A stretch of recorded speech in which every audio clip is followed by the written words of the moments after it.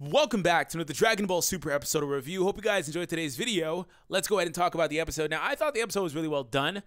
I really did like, the different phases of the episode. So it was a very, very solid episode. It wasn't the best, wasn't the worst. It's just very, very good in my opinion. We see a lot. There's some clarifications. There's a ending to a character's fighting in the tournament. Let's go ahead and talk about it. So I'm not going to go like full in depth. I don't feel like there's a whole lot to really go in depth about. The episode does begin showing Frost's motivations in the tournament with him and Champa and Vados. Bay Vados. Anyways, so we get to see some of that clarification as far as why he wants to take part in this and what he wants to do. Pretty much he wants to have his crimes absolved because, he doesn't want to be a fugitive, right? He doesn't want to live his life on the run. So that makes sense, right? He even brings that up later on in the episode where he's trying to bluff Vegeta later on. He's like, oh, well, due to my misdeeds, I've been on the run and I haven't been able to train my body and I'm about to die already. And he's just like totally bluffing. But still, he's still been on the run. You guys saw him like cloaked up when Hit found him and stuff, whenever Hit recruited him. So that was what was happening with Frost. He was just on the run the entire time since that last tournament. So he doesn't want that to happen anymore. So Frost apparently had a plan, right?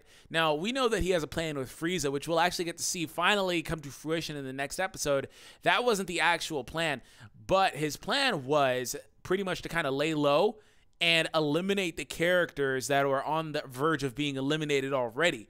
So he winds up sneaking up on Muten Roshi, Master Roshi, and at this point, you guys know Master Roshi like basically almost died last time, and Goku had to resuscitate him, so on and so forth. So he's on the brink of death. He's literally at his limit, and that's when Frost shows up and he tries to get him. But Roshi breaks out the evil containment wave, the Mafuba, and so he misses, right? He tries to put Frost in there, he misses.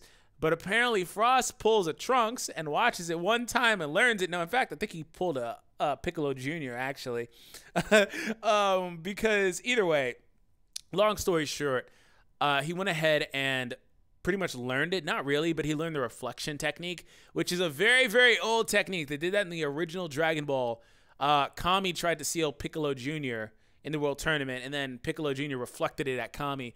And pretty much he did it here. So Frost was able to do that. He winds up reflecting it at Vegeta, and Vegeta gets trapped inside of it. And at this point, the whole outro sequence theory where, they're showing the characters that are getting eliminated and spoiling it and stuff, started to look very real for a second, because we knew this was going to happen. If you pay attention to the spoilers, you knew this was going to happen, right? So what winds up happening here is, I thought it was really cool, by the way, that Magetta is there, by the way, because I really like Magetta as a character. I've always liked Magetta's character, kind of backtracking a little bit.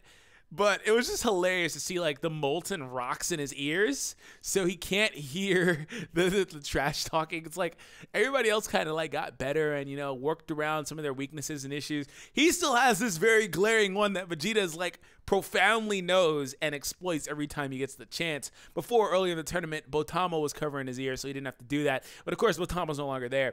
And it was really cool to see him fight in tandem with Frost. I did like to see that as well, because Magetta is kind of there. Frost made it a point to bring Magetta along because, of course, Frost knows he can't beat Vegeta. So, of course, them together, now that's a different story. And then on the spot, like I said, Master Roshi tries one more time to use the Mafuba because of the fact that Magetta simply can't really be defeated. He's like Botamo. You can't really defeat Magetta without actually trash talking him and basically making him stop fighting, right? Drops his guard and all these other things. And it's really interesting that Universe 6 has these super hacks characters that they're using on their team. If you think about it, like, those two guys are like impervious to everything. More so Botamo, right? But pretty much, you got this huge Metal Man, and there are the Metal Men in Universe 7, but we've never explored that, so I don't know why. Anyways, so this is where it gets cool, because Master Roshi's about to die. He's like, you know what, I'll sacrifice my life. And Frost deflects the Mafuba at Vegeta, completely seals him, and Vegeta's done. And you're thinking Vegeta's done. Before this, though, one last thing I want to point out was I love the way that Frost tried to shoot the blasts at Master Roshi, and then Vegeta's off in the mountain.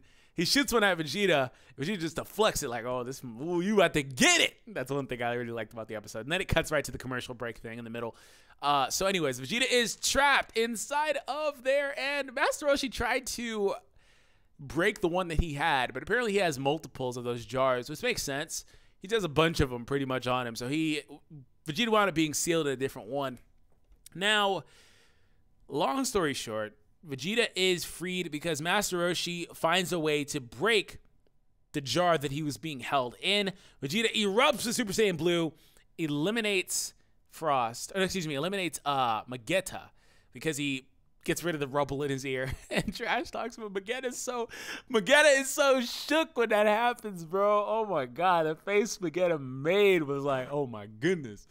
Magetta got shook, bro. And at that point, Vegeta just was like, yeah, see ya. Deal with that fragile ego. And I really did like seeing Vegeta basically come to the rescue of Master Roshi. I don't think he really wanted to because he kind of said he didn't want to, but sometimes you can't take stuff he says too literally because it's Vegeta.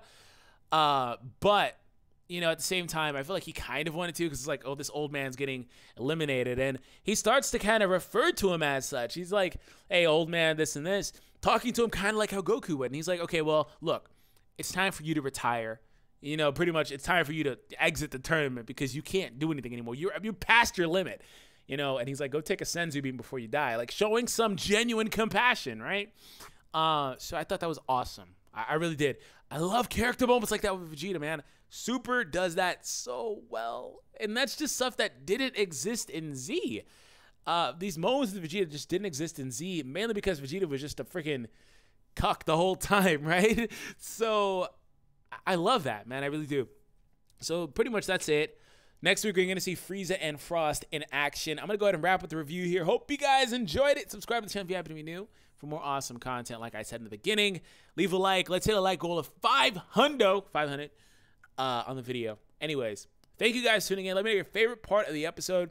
Hope I didn't forget anything. There was Goku and Ribrianne and stuff. I didn't feel like that was really worth mentioning. I think that's pretty much it. They talk, so last little thing. They talk about how, which was already speculated and was kind of obvious, that Dispo, Toppo, and Jiren are the strongest characters in that universe. It kind of made sense. And then they also talk about the remaining characters per universe. And they say, well, this universe is probably at a big disadvantage because of the fact they only have 3 characters. But then you kind of realize, and they point out that, hey, it's quality over quantity.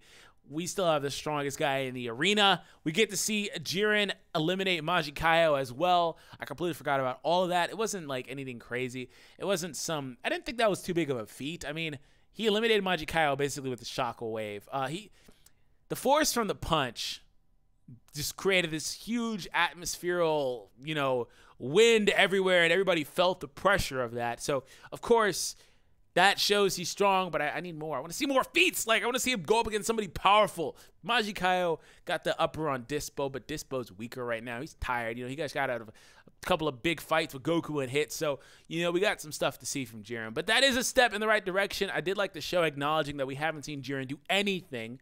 They also acknowledge that Jiren and Toppo are basically battle damage lists. So that's cool as well. And they also point out that I think Universe 3 or 4 has 2 competitors that are not being shown at the moment. And Beerus picked up on that. And that's something that they talked about in the beginning of this Tournament of Power. So keep that in mind. That could be important later on. Anyways, I'll catch you guys in the next one.